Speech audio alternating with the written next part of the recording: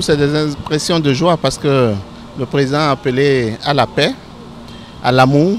Le président nous a rappelé par rapport aux risques que vit le monde d'aujourd'hui. Et notre pays appartient à un ensemble. Donc nous ne pouvons pas vivre en vase clos. Nous devons tenir compte de ce qui se passe ailleurs et souhaiter que chez nous, ça continue de s'améliorer.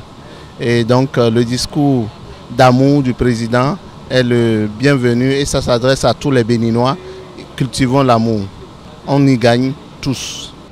Le mot reine qu'il a utilisé, qu'il a sorti, la reine ne fait jamais du bien.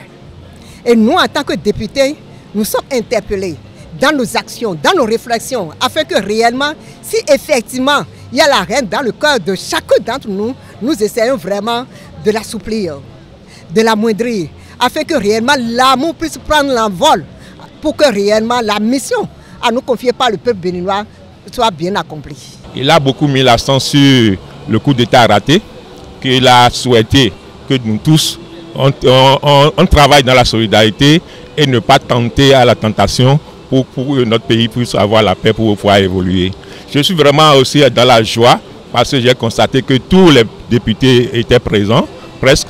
En même temps, il a profité pour nous faire savoir qu'il y a un boulot qui nous attend parce qu'il a essayé de décliner de façon ramassée, synthétique, les points inscrits à l'ordre du jour à cette session en marge des activités du budget de l'État que nous avons à faire.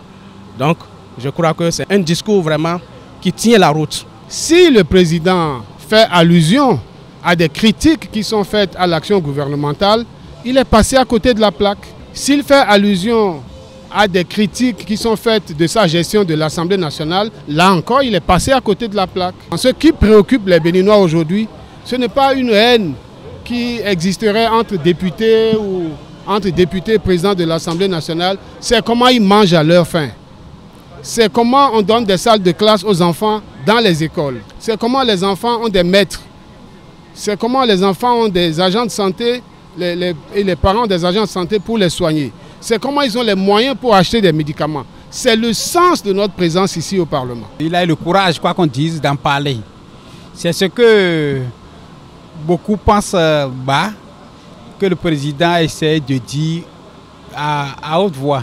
Par ailleurs, le budget de l'État pour la gestion 2025 est en hausse de plus de 10% par rapport au budget de 2024, avec près de 40% quand même qui sera consacré au volet social.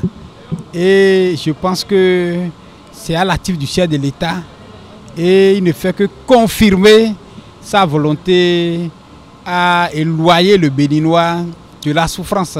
Je vais souhaiter quand même à la fin, au moment où le budget sera voté, qu'on le dise que le retour de la gratuité de la dialyse est revenu, que c'est dans le budget. Il est temps que le gouvernement accepte.